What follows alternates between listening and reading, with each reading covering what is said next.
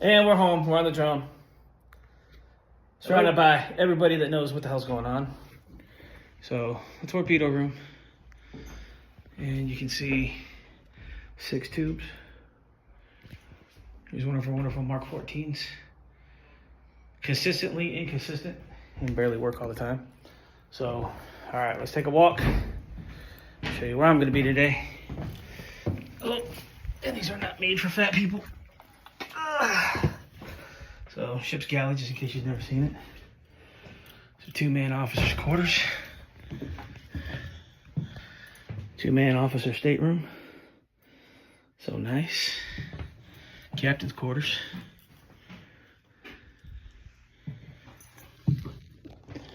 5-man. I'm going up to where I'm at. If I can get through. Alright. So, here we are. This is my spot. So, this is where I'm going to be all day. Hanging out. No! Nobody's home! Here comes Clay. Peekaboo! Where'd you go? I'm trying to make fun of you when you're... Oh, you're up in the conning tower, aren't you? Oh, okay. Howdy, howdy. Looking at the TDC. What time you got? I have no clue. No, like I said, subs are not made for freaking fat people. So. They're made for tall people either, so. Tall people a little better than fat people. They didn't have regulations on that though. So. Between 3 foot and 10 foot. There you go. You can move. Exactly. All right, so this is our conning tower. This is the primary helm. Here's your little spot to go up top to look. So your captain, your XO would be up here.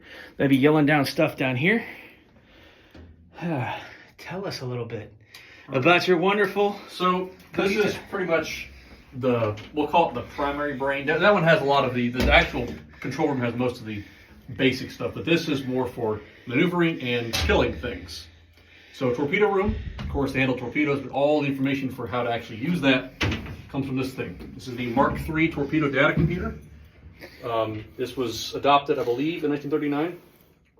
I believe so, or right around that time. This is one of the more sophisticated bits on the ship. Basically, it's a giant analog computer. So there's a lot of different gears and dials, stuff like that, inside of these different panels that are all fine-tuned for very specific settings. And basically what this is how you're going to determine the speed of the enemy ship. You're going to put that into this. That's going to track that, the course of that ship in comparison to you. So where your bow is pointed, where their bow is pointed, kind of where you're both headed, and the range. And once you get those 3 factors, so the speed, the bearing, and the range, you put that in, that's going to start calculating where your torpedo would have to be angled to actually hit. All of that is going to be relayed to a man in the torpedo room wearing a pair of headphones. He's sitting basically in between the 6 tubes in the front, or I guess also the aft tubes in the back. And he's going to input the angle for the torpedo, which is where when it fires, it has a few hundred yards where it's called the reach that gets it out of the tube. And then after that, whatever angle you set the gyroscope inside the torpedo tube, it'll then turn to that angle and then go straight. So it's a lot of math, a lot of trigonometry with this thing, but it does most of the work for you. Whereas back in World War I, you'd have to do it pretty much all by hand. They had a bunch of these little manual slides to kind of use to figure things out. They were woefully inaccurate. So it's basically just shooting from the hip. This, a whole lot better.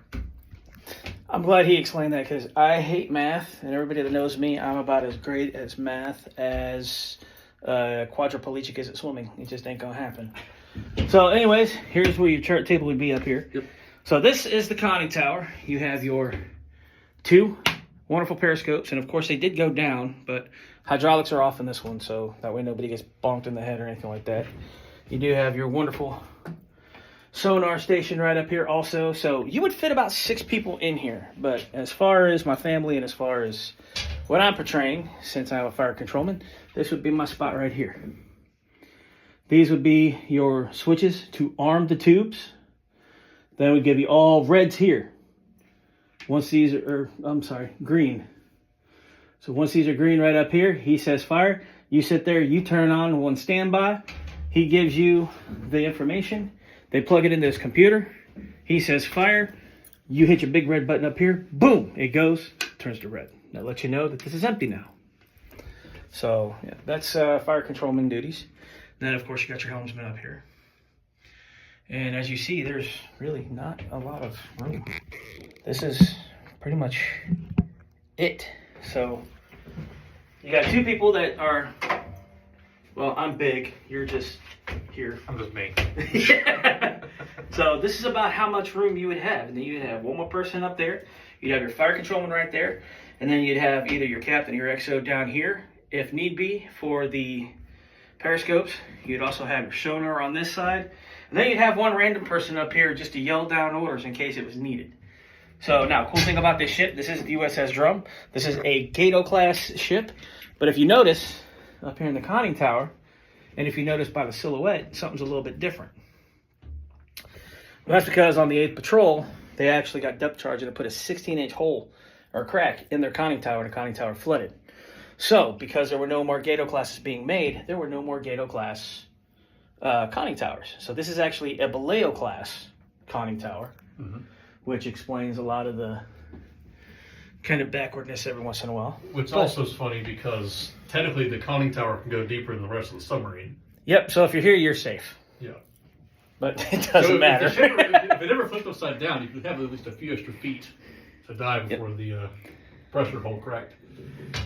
Yep. So we're going to head back down. I'm going to head back down into my control room, but I'm not going to do that while I'm on here because I will fall and everybody will laugh at me. Yes, I would. So, yeah, of course you would. so down we go.